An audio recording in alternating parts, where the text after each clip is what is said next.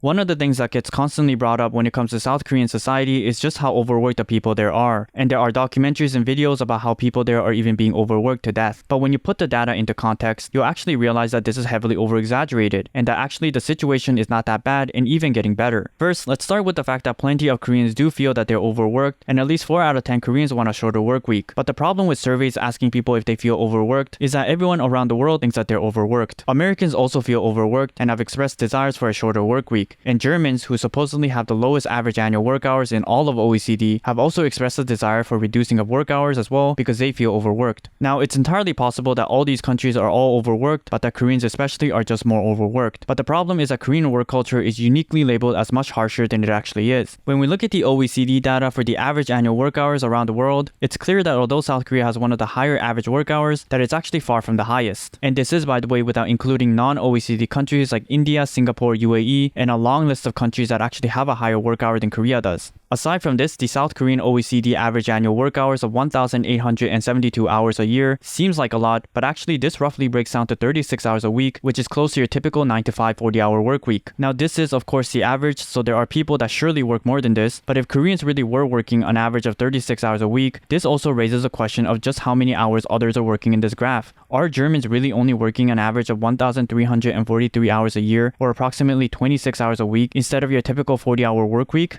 And the answer to that is obviously no. In fact, most Germans also work the typical 9 to 5. The reason why Germans' average annual work hours is so low is because Germany has a very high part-time job rate, especially among women as they overwhelmingly work part-time jobs. And this skews the number lower than it actually is. And German women do actually want to work more, with half of German women who work part-time jobs saying that they would like to work longer hours. And this isn't necessarily wanting a full-time job. Sometimes they want to work more as a part-timer, but they don't and they can't. And this seems to be largely driven by social pressure of prioritizing family and children over careers. Because of this, women in Germany end up becoming poorer compared to men as they age. Female poverty rate is actually an issue in Germany, with 1 in 5 older women facing poverty. Therefore, when we look at countries like Germany, who is at the bottom of OECD's average annual work hours, and put that data into context, it's clear that it's not necessarily a good thing as it appears on the surface. I mean, how wonderful would it actually be if Germans really were working so little, with women only putting in part-time hours and still living a prosperous life? But that's obviously not what is happening here. Yet, despite this, we see comparisons using this data all the time in news articles, oftentimes comparing Korea to countries like Germany without any of the context I just provided, all to play into this narrative that Korea's work culture is somehow uniquely more brutal and longer than other countries. In fact, there's a reason why OECD themselves has said that this metric should be limited in international comparisons for these reasons. Yet it is this OECD stat that is the primary basis for our perception of Korea's work culture. Every single article about South Korea's work culture will inevitably cite the OECD numbers and compare it to other countries as the proof that Koreans work longer than anyone else. What's funny is that because of the increasing number of news articles that talk about Korea's exhausting work conditions, it always feels like the way that South Koreans are overworked is getting worse. But actually, even if we grant the idea that Koreans actually do work more hours than others, the number of annual work hours in general has been decreasing steadily over the years for South Korea, actually dropping at a much faster rate than countries like the United States, all while having less part-time job rate, with Korea being the leader in reduction of work hours since 1972. In fact, it is silly to even suggest that Koreans work more now than ever before, especially compared to its past, when the country was much less developed with poor labor protection laws. There's a reason why the most significant labor reforms in Korea happened near the early 2000s, where business days were 6 days a week. Korea saw one of the biggest general strikes in its history in 1997, alongside the country finally passing a legislation to limit the standard work week to 40 hours a week in 2004. This was during the period when Korea still had sweatshops. The country's work hours has objectively gotten better compared to its past. Now, it's important to also point out that the OECD number also includes things like unpaid overtime. So if you want to argue that Koreans actually do work more hours, just that it's done unofficially or under the radar, understand that these things are already being taken into consideration. And just to add more evidence to support this claim, according to Korean Enterprise Federation, only around 12% of people actually work 50-hour work week, and OECD's data seems to put it even below that at 10.2%, which are numbers that are below that of OECD standards. As the head of economics research at KEF concludes, Korea is no longer a country of overworking. In recent years, with a new conservative government in charge, South Korea has tried to raise the standard work hours to 69 hours a week, but there was so much backlash that they had to scrap the idea altogether. This shows that South Koreans are not subserviently working working ridiculously long hours with zero pushback in the way that many think they are. In fact, there were more labor protests and lockouts between 2015 to 2019 in South Korea than there were in the US and UK combined. And it shouldn't be surprising then, given how willing Koreans are to stand up for themselves, that things are improving for the better, even if it doesn't seem like it on the outside. In South Korea, there's a concept called Hell Joseon, and it's a popular term among youth to describe South Korea as hell and the worst place to live in, with 75% of Korean youth wanting to leave the country because of socioeconomics, including things like the supposed brutal work hours. However, these young Koreans have been criticized by both Korean and Western experts as being out of touch, taking high standards of living for granted, and looking for drama, as the grass is always greener on the other side. This is because many young Koreans claim that the only way to achieve a good life is to leave Korea, or what they call 탈조선. And there's this implication that a lot of these socioeconomic problems is a Korea-only problem and that you can find refuge by leaving the country. In reality, working outside of Korea isn't any more pleasant, and difficult socioeconomics is something that most developed nations are dealing with, sometimes at a significantly worse rate than Koreans are. On top of this, there are also problems in other countries that most young Koreans can't even fathom, like gun violence, racial tensions, and more. Young Koreans are mad about youth unemployment rate and struggles of finding a job, while the country's youth unemployment rate is at an all-time low. And by the time I'm recording this, the youth unemployment rate is even lower at 5.4%, which is below every country that young Koreans want to move to. Korea undoubtedly has problems like any other countries around the world, but when one of the big complaints is that housing prices are too expensive in Korea, and then you turn around and say that you want to live in Canada, it's not surprising why some young Koreans are accused of being out of touch. We're also right now at a point where ethnic Koreans from abroad are moving back to Korea more than ever before. Korea has the largest returnees from abroad than any other Asian country, with 776,000 Korean diaspora returning to the country. And much of this is actually driven by economic opportunities in Korea rather than some kind of ethnic motivation. All this is happening while young Koreans living in Korea are desperate to leave the country because they feel that there are no opportunities. So understand that this sort of idea that Koreans all brutally feel overworked and believe it to be the worst country to work and live in is not something that is universally accepted by everyone. There are plenty of people that push back against this idea, which very seldom gets the attention in international coverage. There are also other problems within Korean society that is often attributed to long work hours, like its high suicide rate. But attributing this problem to long work hours is not only kind of misleading, but also misses the more important details about Korean society. It's typically acknowledged by academics that the real problems in South Korea related to this issue is actually overwhelmingly driven by elderlies. The reason for this is due to Korea's high elderly poverty rate, mainly caused by rapid economic development which has outpaced the savings of these elderlies. Their savings, which might have been able to cover the expenses of a poor Korea, is simply not enough to cover the expense of a highly developed version of the country. South Korea is still lagging behind in pensions and other social safety net for the elderly population, and the general isolation from the rapidly changing landscape of the country and the lack of mental health support means that it's difficult to be an elderly in Korea. Despite the fact that the elderly population is the main driver of this problem, it's not unusual to see articles actually blaming Korea's long work hours instead, with a very heavy focus on young people. However, when we look at this problem faced by young Koreans, specifically by South Korean males between the ages 15 to 39, we see that the rate is actually lower than its counterpart in the developed world. And what's really striking is the group of men specifically in their early 20s, where we see a significantly lower number compared to other countries. We often hear about how young men are struggling, especially in places like the United States, which is very much reflected in the data here. Men in their early 30s in Korea seems to be doing alright as well compared to its counterpart. And really, despite the coverage of Korea's overwork culture being heavily focused around young people, it's not until Korean men begin approaching their 40s and beyond that we see a higher number. However, what's really optimistic is that things are getting better for Korean males throughout all ages, which is far from the perception that we get about the state of the country in general, where things are constantly bleak. What is actually alarming is the situation for young women in Korea. Although women still have a far lower number than men, South Korean women seems to be more affected by this problem compared to its female counterpart in other developed nations. And this is what I ultimately mean when I say that by misattributing South Korea's problem to simply overwork, it actually misses the more important details, which is that there's something uniquely challenging about South Korean society for elderlies and young women in the country compared to some of its counterpart in the West. And blaming overwork as a reason is not only a lazy analysis, but also doesn't actually give us any real insight into real problems within Korean society other than playing into this fantasy of Korean dystopianism. Another problem in South Korea that is often attributed to overwork is its low birth rate. But the thing about this issue is that there's no strong evidence that overwork is the primary cause of low birth rate anywhere around the world. We know that there are countries out there with less developed labor protection laws that actually do work significantly more hours than Koreans do while still having more kids. India is a prime example of this, where unregulated work hours and poor work conditions are rampant. What is consistently true with all countries countries, including South Korea, is that actually wealthier people tend to have less kids, whereas poorer people have more kids. And although being wealthier doesn't mean that you have more free time, in fact, sometimes being wealthier means that you might be putting in more hours, there are studies, for example in Japan, showing that having a healthy work-life balance has not shown to increase in desire to have kids. We constantly hear this narrative that the reason why people aren't having kids is because of money and time, but it's quite clear that it's a lot more complicated than this. In fact, there are more evidence to support that declining birth rate is actually heavily driven by women outpacing men, which is a trend that we see throughout the developed world, as birth rate is actually very heavily tied to things like female education and income. On top of this, I've already mentioned that South Korean work hours have gone down over the years as they became more developed, which also means that Koreans are having less kids as the hours have decreased. So this overwork narrative doesn't entirely add up, and attributing low birth rate to overwork is not necessarily an accurate assessment. So with everything I mentioned, are South Koreans particularly more overworked than others? And the answer to that is no, not really. At least not in the sense that they live in some extra dystopian, hyper-capitalist society where everyone is slaving away 12 plus hours at some office with absolutely zero free time whatsoever, which is the image that people have about Korea. But this doesn't mean that Korean society doesn't have issue with work, and I would personally actually argue that Koreans are overworked, but overworked in the same sense that many of you watching are overworked. It's not surprising that people around the world feel exhausted, having to navigate through meaningless corporate politics and trying to find sanity and balance, all while being underpaid. It's a universal problem. Oftentimes, South Korea is depicted in this very techno-orientalist view, a view that South Korea might look advanced on the surface, but are still socially primitive compared to the enlightened consciousness of the progressive liberals of the West, who, unlike the Koreans, value its workers. And this makes Korean work culture feel more distant and unfamiliar, when in reality the problem that many Koreans face is the same problem that many of you face. When you see news story about some Korean guy working 12 hours a day to feed his family while destroying his body, remember that this is something that is happening in your country. There are people right now juggling multiple jobs somewhere in your city to put food on the table for their family. A lot of coverage about Korea is tinted in this very dystopian view, when in reality it's actually a rather pleasant place to live in, with good and bad like most countries in the world. There are plenty of things to criticize about Korea's work culture, but people sometimes take it a bit too far with their imagination, and it's important to sometimes take a step back and re-evaluate if what we believe to be true is really as accurate as we think it is, and not our preconceived ideas of a country warping reality to fit that narrative. And this is most definitely something to ask about South Korea.